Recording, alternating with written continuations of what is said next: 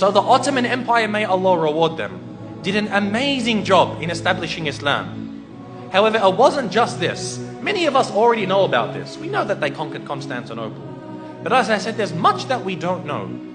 For example, many of us aren't aware of the time that Muhammad al-Fatih, rahimahullah, fought against Dracula.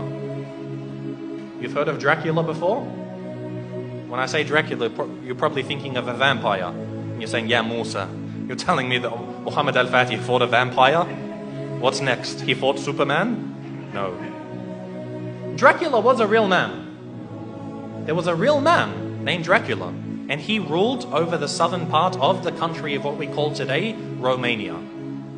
Now, Muhammad al-Fatih, rahimahullah, as he began to advance into Eastern Europe, for example, Bosnia, Serbia, Hungary, all of these lands, the people of Wallachia, of southern Romania, they wanted to fight against the Ottomans.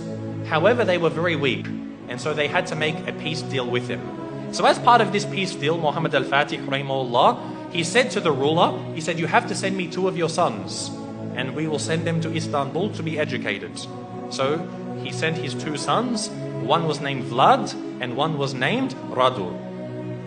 Now Vlad is the one who we know as Dracula, because the word Dracula, it means son of Dracul, which was the name of his father. Dracul, it means shaitan, it means a devil. So he's the son of shaitan, and this is actually quite relevant. It's rather fitting when you hear about this man. What happened was, they went to Constantinople, they studied about Islam, and his brother actually became Muslim.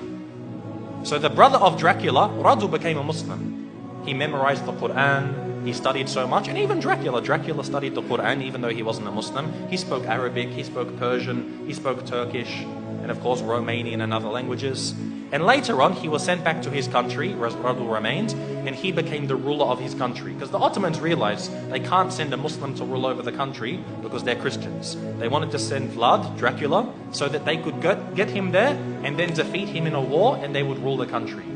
However, Dracula, he decided that he wasn't going to do what the Sultan wanted. The Sultan sent him 2 emissaries, 2 people to come speak with him. And they said to him, you must pay us the jizya. Now that you're the ruler of the country, you have to pay us jizya. And so Dracula, he said to them, if you want to step inside of my court, you have to take off your turban. And so they said, no, we won't remove it for you. We're not going to remove it for a kafir. So he said, take it off. Again, they refused. So he told someone to come with some very big nails and hammers. And he said, if they refuse to remove it for me, then they will never remove it again. And he commanded that their turbans be nailed into their heads. And of course, this in effect killed them. So this was an act of war. Dracula had decided that he wanted to go to war with the Islamic State. And so Muhammad al-Fatih, rahimahullah, he sent a massive army to go fight against them. But Dracula, because of his tactics and the fact that he knew the Ottomans very well, he was able to defeat them on some occasions. Now what he did is what really makes him stand out as being an absolute devil. Dracula, what he did is when they would kill a person, or sometimes they wouldn't even kill him, they would capture them, he did something which is called impaling. Now if you haven't heard of impaling, it's a pretty gruesome thing to start to describe.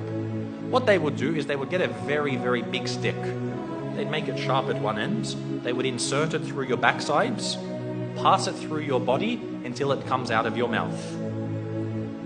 They would impale them. They would pass this through their body. A lot of the time they would be alive as well. And this is how they would kill them. And then they would put this in the ground, then impale the next person, put him next to him. And the Ottoman army, when they went to go check on their troops, they found that on one of the very long roads leading to the capital of this area, they found 20,000 Muslims impaled along the sides of this road. Imagine this. And we suffer today. No doubt we suffer as Muslims today. But things like this, you can't really compare. 20,000 of them impaled. You can imagine how Muhammad al-Fatih, rahimahullah, he feels. To see even one Muslim killed is too much. But to mutilate their bodies after this was something which was, beyond what was acceptable. And so he decided to send Radu, who was the brother of Dracula. He sent him to go fight against his own brother. And eventually Radu, rahimahullah, he was able to actually eventually catch up with his brother. This is after he commits so many more atrocities. Even the Christians, they started to back off from him. Because what happened was he, being Romanian, he was Orthodox, he wasn't Catholic. But he actually said to the Pope, he said, if you give me some more troops, I'll become a Catholic for you. Anything you want, I'll change my religion for you. He couldn't care. He wasn't a man of true belief. He was only a man of pragmatism on the battlefields. And so even the Christians started to distance themselves from him. However, the Muslims, they caught up with him and they faced him in battle. And it's unclear if the Muslims killed him or if his own people turned upon him and killed him. But either way, Dracula was killed. And the Ottomans, the Muslim army, defeated Dracula. And so what they did was they removed his heads and they took it to the city of Istanbul and they put it on a very, very large stick. They impaled his head and put it at the gates of Constantinople, where it stood for about 2-3 months, to say, if you want to be like this man, wage war against us. This was the demise of Dracula. And again, as Muslims, most of us won't even know about this.